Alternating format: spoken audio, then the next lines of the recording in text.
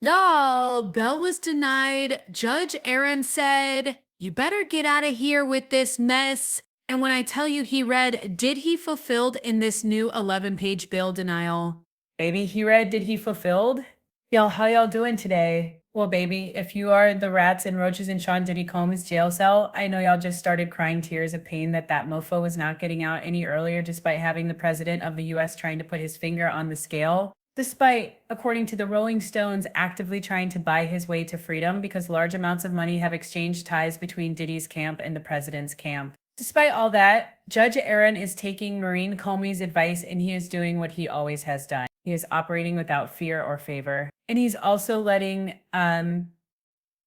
he's also letting us know that at the end of the day, did he, what are you even talking about? He and no looked at longer Mark has a Emilio and be voice like, who will "Y'all just pursue be saying justice words. for her accusation. Stop talking, Mark As of the Emilio, you taken saying against words. Diddy, Listen no now, expansion of the let's investigation, get into this, no because, isolation baby, you orders, cannot make this no up. equipment And when I access, say I love to no see it, baby, suspension we of love to attorney see it. communication. Let's get into this.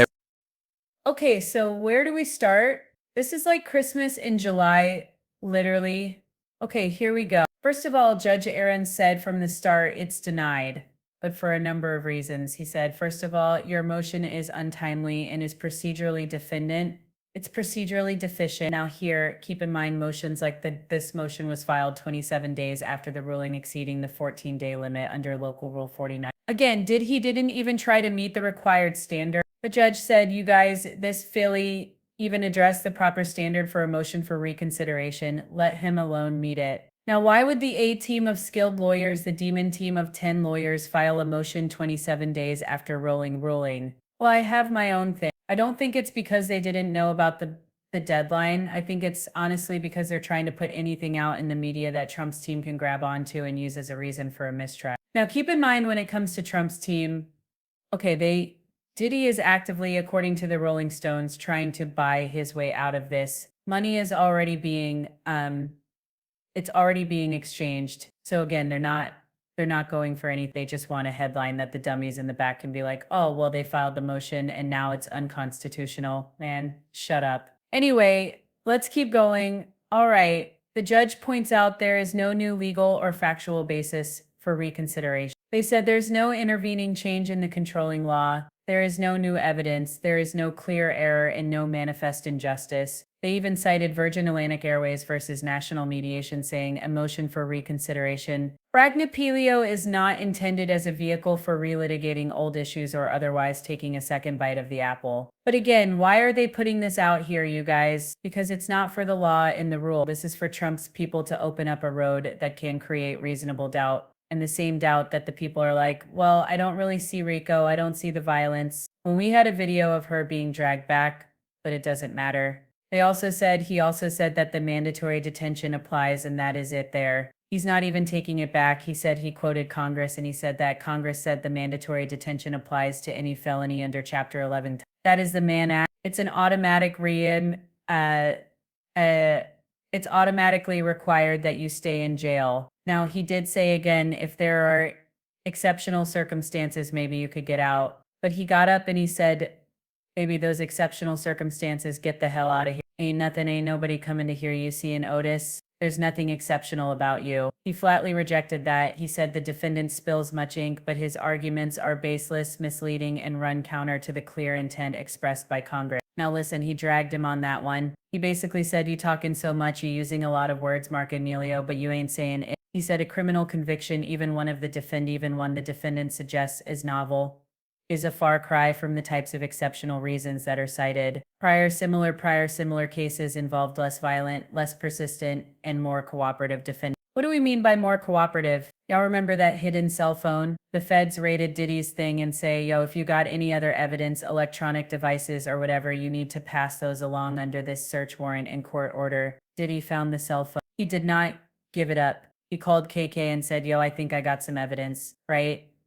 The evidence turned out to be a nothing and burger no to longer help has a Diddy. voice who will But the whole thing is pursue the feds were justice like, for "Yo, her give us a cell accusation. phone." Diddy refused As to of get the the cell taken phone. against Diddy, He cited no employee expansion of the client privilege. He investigation, cited this. no He cited isolation that orders, at the end of the day, no the equipment judge had to give an access, actual order no that he suspension hand of the phone attorney over. communication. Again, Diddy has been trying to not cooperate with the court as much as possible. Again, These similar cases that Mark Agnello is showing involve less violent, less persistent, and more cooperative defendants. And get this, he also said, Diddy, we don't care how uncomfortable you are in the MDC. Those conditions do not justify release. Again, the fact that Judge Aaron said, I looked into it, and staffing and medical care improvements at NDFC have gone so much more since that January 2024 Chubes decision have increased greatly. They said the MDC has been very responsive to us. The MDC gave us good access to Diddy. Don't forget that the MDC actually bent over backwards to make sure that Diddy could get there earlier and stay later. He got special treatment in court, but he didn't think that was enough. And again, he also said that Diddy never claimed that he was personally harmed in the He said the motion is devoid of any claims that the defendant himself was impacted in any way by those conditions. I would go one step forward and say, wasn't Diddy floating things that he was a hero? He was a celebrity in the MDC when he came back. He got a standing ovation because everybody was like, wow, I can't believe you did it. What happened, Diddy? I thought according to you, you was running that jail. Was that more PR spin, or were you lying then, or are you lying now? More importantly, Judge Aaron goes to say he is still a danger to the community. He said that Diddy even admit it. He said the defense full-throatedly in its closing argument told the jury that there was violence here and domestic violence is violent. He said this type of violence, which happens behind closed doors, is impossible to police with conditions. And that's true because nobody even knew what he did to Jane. And the thing is, I know people don't want to believe it. The odds are that if you are abusive to one, you are abusive to all. It takes is the right circumstances and you too. And the fact that you are so good at hiding it, so good at mitigating it, so good at having your employees help cover up. It's impossible to control that even if we have conditions of bail. Again, he talked about the assault on Cassie, Jane, Mia, and others, and the detailed description of Jane's 2024 beating, choking, punching, dragging, black-eyed waltz. And he also said that Diddy is attempting to rewrite history. He said the defense raised the conditions at the MDC, but stated the opposite of what they now claim.